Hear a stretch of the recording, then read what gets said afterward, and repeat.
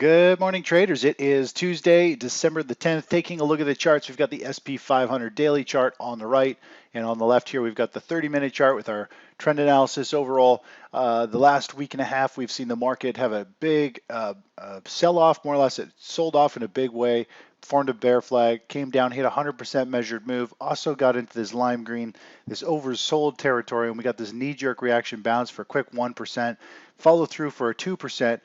Full 2% recovery to come up to test near these highs.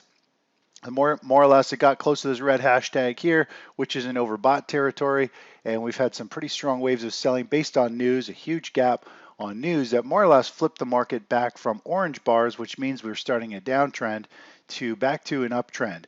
Now, overall, the market, if you look at the price action, is stuck under this this previous high. Whoops. Is stuck under this previous high. If we just throw a horizontal line on here, you can see we're stuck underneath that level. Now, if we were to just zoom out, you can get a feel for where we are. Let's take a look at this previous, just zoom in on this chart here. When we get a trend line change from a downtrend, orange bars to a green trend, you can see how price more or less can trade sideways here for a little while, consolidate and try and pick up more momentum, hold its ground before it starts to run and go higher. And that's where we potentially are. We're potentially like somewhere just like here. Yesterday, the market started to pull back a bit, and we'll see if it can get some traction. Now, the top that we're looking at now is a little more significant in terms of it had a big pullback, and we've come back up for a cleaner looking potential double top.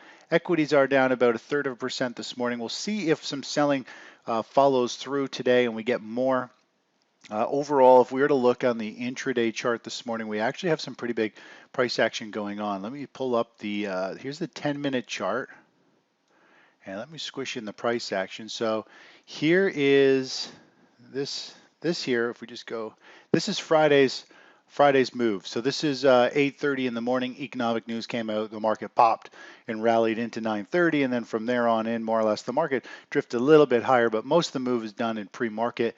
And you can see how yesterday we faded down, sold down near the close, and then in overnight trading formed a little bear flag, and then we saw some huge volume in overnight trading in pre-market right now. We've got massive volume. Actually, if I just pull the volume up, you can see for pre-market trading, this looks almost like a regular trading session. So we've got huge volume going on. Obviously, some type of news hit this morning, and the market came all the way down, flushed down about 0.6%, completely filling the gap from Friday's huge gap move up in pre-market. So that gap is now filled. We got big volume.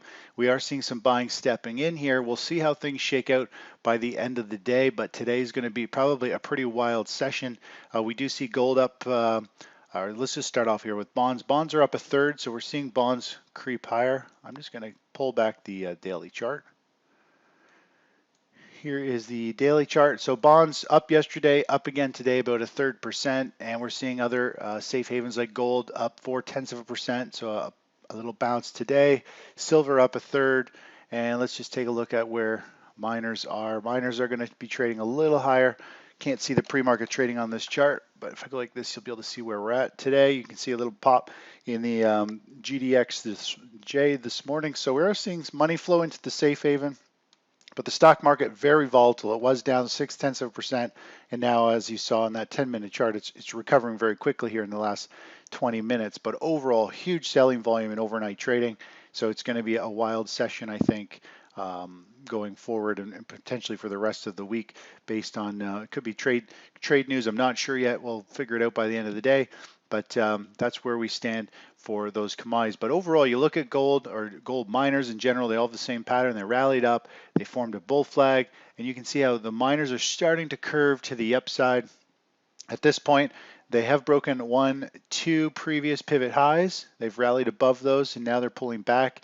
And we'll see what kind of traction we get over the next few sessions. But overall, this is a small little potential bear flag. We could see it come back down and put in a higher low and continue to work itself up to the upside. But overall, the momentum is slowly shifting to the upside for gold miners, and safe havens are trying to rally here. Looking over at, let's pull up natural gas, up 1% this morning. You can see here, let me go back to the regular daily chart. Big down day in natural gas yesterday. Today it's up 1%. Overall, so we see some of the biggest moves happen right near the bottom, near market bottoms. You look over here, you get huge moves, you get waterfall sell-off, huge rally to the upside. Saw the same thing over here. This was a huge move as well. Big from the high down to the low, several percent, probably 8 or maybe even 10% move potentially in this one move near the bottom. We saw a similar type of move over here where you get a bounce, then you get a huge sell-off. Again, over here, we had a bounce and then this huge 5 or 8% sell-off from the high as well. So overall, the market is trying to put in one of these bottoms, and bottoms are very volatile. Some of the biggest percentage moves happen in the last 10% of a trend. That's why you get these blow-off tops, you get these huge strong moves near a top, and then you get these huge strong moves right near a bottom. So that's where the market is. Hopefully we'll start to see it build a base. And the last time we got in, we traded over here, we got in over here, and we could be potentially getting in here for another run to the upside, hopefully to a higher high. You can see all these highs have been going up. We'd be looking for a 3+ target once this builds a base and we can get into position. Looking over at crude oil, down 0.5%. Still struggling, holding up near these highs, but it's holding up. It's trading at 59, went up to 60. This is a level where I think we're going to see it get into some struggle a little bit more, but overall it's still trading in the upper end of its range.